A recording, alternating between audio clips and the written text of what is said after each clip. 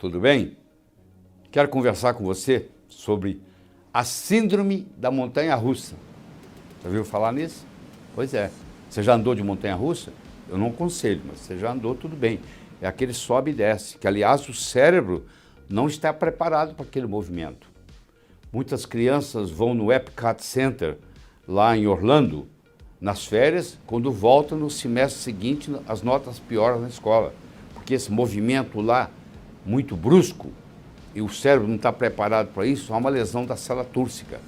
Então, montanha-russa não é uma coisa muito recomendável, tá?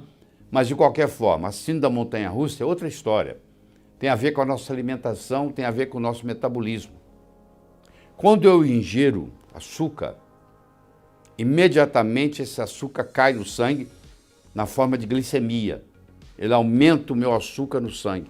Imediatamente o pâncreas começa a produzir insulina, porque o açúcar é o maior estímulo para a produção de insulina pelo pâncreas. Mas deixa eu fazer uma analogia para você aqui, deixa eu fazer uma metáfora. Você imagina um revólver com 6 balas. Eu quero dar um tiro, puxo o gatilho, dou o tiro, uma. Quero dar 2 tiros, puxo 2 vezes. Mas eu quero agora, eu vou te dar uma metralhadora que dá 150 tiros por minuto, ou por segundo, sei lá.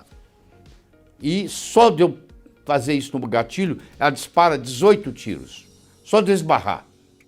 Aí você fala assim, você vai dar um tiro com a metralhadora. Eu falo, não tem jeito, porque eu vou esbarrar o dedo aqui e vai disparar. O pâncreas é mais uma metralhadora do que um revólver.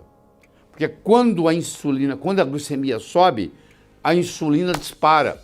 Na maioria das vezes ela sobe mais do que a glicemia. Quando ela sobe mais do que a glicemia, agora essa glicemia cai. Por isso que chama montanha-russa. Agora você vai ter uma hipoglicemia. Você tinha uma hiperglicemia, que você comeu um doce, aí a insulina passou, porque é uma metralhadora, agora você... Então você tem um momento de euforia e um momento de depressão. Um momento de euforia, um momento de depressão. Um momento de euforia, um momento de depressão. Por isso que é chamado de síndrome da montanha-russa. E isso afeta todo o nosso organismo. Quando a glicemia sobe, a insulina sobe, e quando a insulina sobe mais do que a glicemia, vai mais além, você tem uma hipoglicemia. Na hora que o açúcar vai caindo no sangue, o cortisol começa a subir, o glucagon começa a subir, o hormônio do crescimento começa a subir. Então você vai ter outras consequências. Que agora você está com cortisol alto. Ou seja, o açúcar, olha que interessante, fez você ficar estressado. Aí você entra em hipoglicemia, você quer açúcar de novo. Você dá açúcar de novo, o pâncreas faz... E essa síndrome da montanha-russa se perpetua. E com isso afeta o organismo. E resulta, eventualmente, em quê? E resulta em diabetes. Porque vai chegar uma hora que o meu pâncreas entra em exaustão, ele cansa de produzir essa insulina, não aguenta mais. Quando há uma glicemia, ele agora não tem força mais para produzir a insulina, a glicemia fica alta. Depois que ela passa de um certo número, esse número mágico é 140, você começa a urinar e começa a sair na urina.